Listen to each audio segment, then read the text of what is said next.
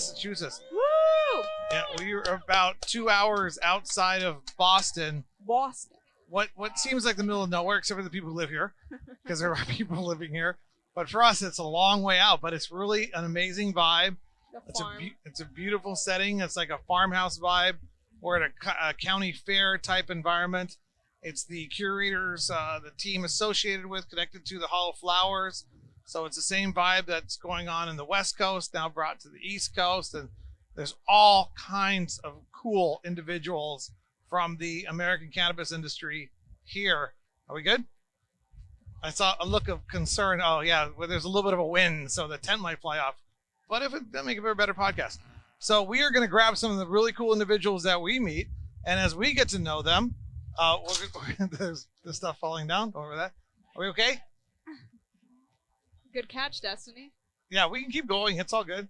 Yeah. Okay, yeah. So I'm Rita from Rita, and we're here with Meg Sanders from Canna Provisions. Yeah. Provisions, yes. How are you doing? I'm doing well, thank you. What brings you out to Flower Expo? Why the Flower Expo? We can go so many places, but Well, I think this is obviously inaugural, so we wanted to check it out, and we knew several people that were going to be doing tents here, and we really just wanted to check it out, say hi to our friends, and do a little business. So yeah, I like with the Bello, Eric Bello, Jason Bello. I've known them for a while.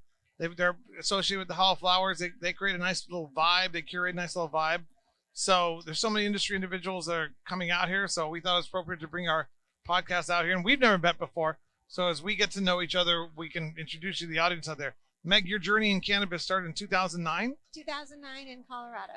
So you're one of the OGs. Originally from Texas? Yeah, originally from How Texas. How did that get started? Texas to Colorado? How did you get moved when I was little, and it was basically 70s oil crisis. Oh, okay. And so my dad moved. He was in oil in Texas and moved to Colorado, and here we are now in Massachusetts. But yeah, I started in my cannabis journey. Definitely started in Colorado.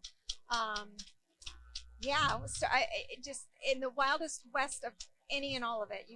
I can't even explain how crazy it was. And literally it felt like overnight there were dispensaries everywhere, and every warehouse in the state had been leased up, and people were growing weed, and looking back, like the scariest way possible, like just not a ton of controls, and the cleanliness was not a concern, and there was no badging, there was no license, there was no permitting. We just crossed our fingers and hoped that it would all come together, and it did. So it all worked out to full regulations in 2012, and then obviously adult use passed, and then we were off to the races in that. And what were you, manufacturing, cultivation, branding, retail? What was your Colorado? In Colorado, similar to how medical started here in Mass, you had to be vertically integrated. So you had to have a grow and a store. You couldn't be independent. And we started with cultivation and I think at the time 13 stores. And we whittled that down to 7.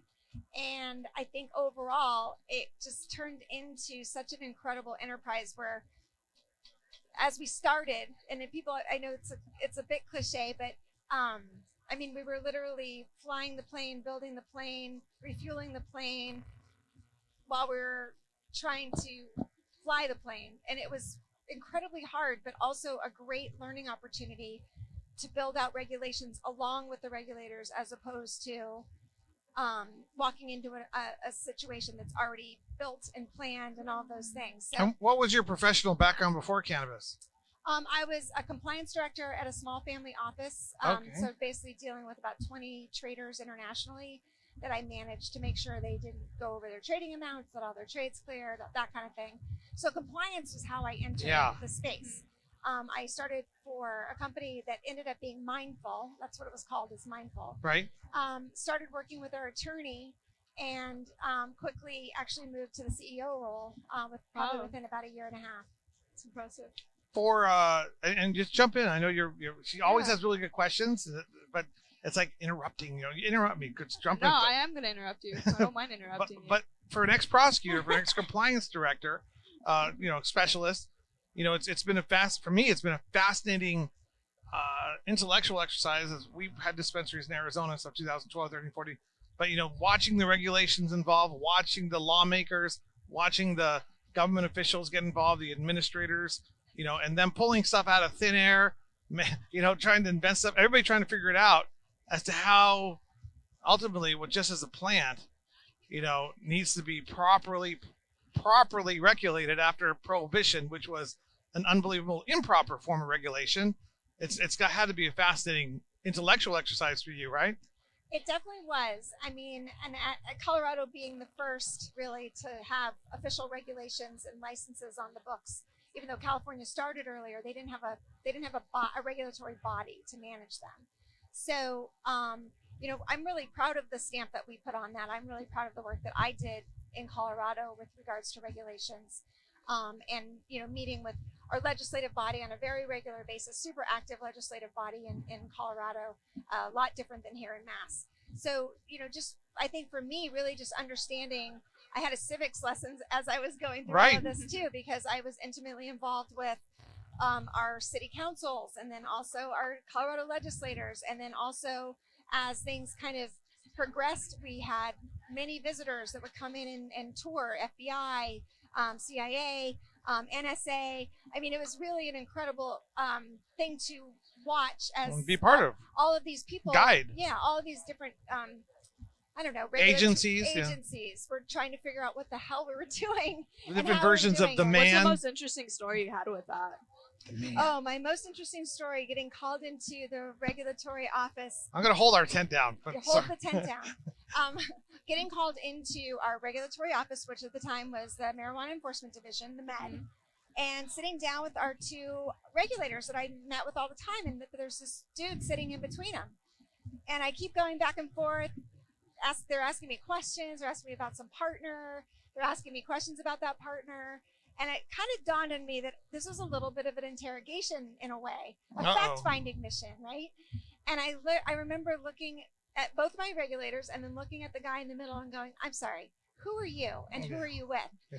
And he was FBI. Do I have the right to remain silent? He was FBI. And I mean, at that moment, I did rip into my regulators. I'm like, don't ever do that to me again. Yeah. I'm always cooperative.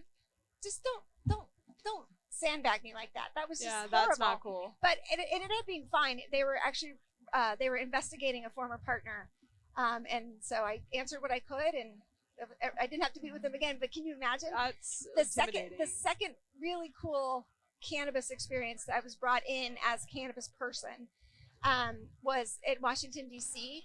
And it was basically for protecting. It was a workshop on how to protect our bioeconomy. What year was that? I want to say 2015, probably. And I got to sit as the only cannabis person at the table with the White House, FBI, CIA, NSA, multiple DEA, and then a whole bunch of private companies. And it was so fascinating because to be included, that they were concerned about protecting the crops. That was awesome. I was like, wow, this is a great committee. And I remember sitting across, they were talking about all of the DNA mapping that they want to do and kind of open source all this information. And I was like, I just remember looking across the table. They're like, what are your concerns? And I'm like, I have a concern. So if everybody knows DNA and everybody knows in different communities, this is the DNA, what's to stop the zombie apocalypse? And they literally bust out laughing so hard. It was a really cool opportunity to kind of have some fun with really high up people. It was very cool. Did you think when you were younger that you would ever be in the cannabis industry that ever crossed your mind? I didn't even know what weed was until I was in high school. So yeah, I had no idea. Isn't it insane how you're in the cannabis industry, Yeah, exactly. I grew up in the Just Say No, Nancy Reagan brain frying. Yeah, the brain, media nonsense. This is your brain on lies. It's actually so. Well, I want to get to Canna Provisions so we can get to what that is. So what was the name of the stores back in the Colorado? Mindful. Colorado Mindful, and then Mindful, and then Live Well ended up actually purchasing us, and at this similar time frame, there was a lot of work outside of the state of Colorado to be done, consulting, working with various new states as they came online. So we started consulting quite a bit. Okay. Kind of lived on an airplane for about 4 years, and what years were over here? That was basically 2016 through 2018. Okay. and that's honestly, consulting is how we found Canna Provisions. Okay, So, the Canna Provisions. yeah, This is and- my ex-prosecutor habit of taking notes, chronologically, and then writing down questions, like, Yeah. kind of thing. Yeah, so we were super fortunate right after legalization happened. Well, not right after because it took forever, but as soon as regulations from Massachusetts adult use market hit, we started consulting quite a bit. We had several clients in Massachusetts. Okay. And honestly, the thing that really got me interested in this specific license, because I wasn't planning on going back into operations. I don't know why you would. It's so hard. I mean, it Right. really is It's hard. a lot of work, yeah. And I basically, what ended up happening was I drove over the Mass Pike. There's a pass that you drive over and you drop into the Berkshires. And I just remember going, oh my gosh, I'd been homesick, so I'd moved to Connecticut to consult out here. And I was so homesick for Colorado, big open skies and mountains and rivers. And I remember driving over and just going, oh, I'm home. And that was it. I was like, yeah, I want to do this company. And so they hired me as CEO, and we raised some money and off to the races with Canna Provisions. And that's awesome to hear that you say that, because I was hearing today by a couple of folks that and here in Massachusetts, they basically want to do what like Colorado, they want to like do what's in their market, but even better. And so it's interesting to hear you say that. I think it's we are in an interesting time in this market right now, where with oversaturation, Exactly, like California. over cultivation. I mean, Colorado went through the same thing, right? Oklahoma is certainly going through it. Michigan is getting pounded right now. But at the end of the day, right? It's just a business model. You just have to adjust your business model. And how do you see Right. Massachusetts in the future?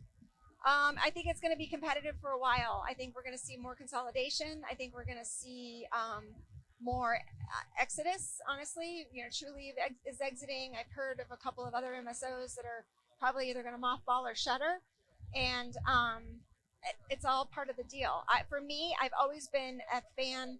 I've never been hey, let's build Walmart for weed. That's never been my business model or my passion. My passion is craft grown, definitely community based, respecting where the plant came from and having really thoughtful conversations with regulatory bodies about social equity and making sure that people that have been disenfranchised or basically taken advantage of by the government because of this plant, just getting them right and in the business if that's where they want to be. The people who really want to be for the plant are in the business. Think about it. Had all these people not risked everything to grow, we wouldn't have a business. Exactly. It's interesting you said oversaturation, because I always like to remind people that I don't use those words, because the whole supply chain should be determined by the natural course of things. I'm a real big believer in the free market.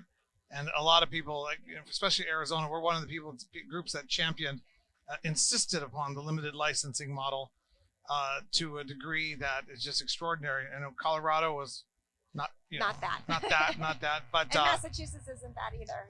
It's definitely free market. Yeah, but limited licensing creates a lot of barriers to entry for the ordinary citizens to be entrepreneurs, to come up with that craft idea in cannabis, whether it's a brand or a retail or cultivation. So I've always, a lot of industry talk about it. Oversaturation happens, and the supply and how the prices are going down. And I keep telling people, it is what it is. Plan accordingly. I was just on the phone with an individual asking what to do with the $9 million cultivation property that he bought to get ready to go in one of these states. And the price of cannabis has gone so far down, it's no longer a wise investment. And I said, tough titties, dude. You made a bad choice. I'm sorry. I can't. I got 4 cultivations in your state that I'm trying to sell, right? Because people are like, it just keeps dropping. When's it going to stop dropping? But you can't I stop that. I think there's an interesting point to that, though. Now, I'd love to hear your perspective, because you're obviously an industry expert. I dubbed the industry expert. I have a relationship with the industry in a way that makes me think, okay, so I think that this notion of oversupply, or this notion of it's highly competitive here, is really interesting, because I think it depends on what product category you're talking about.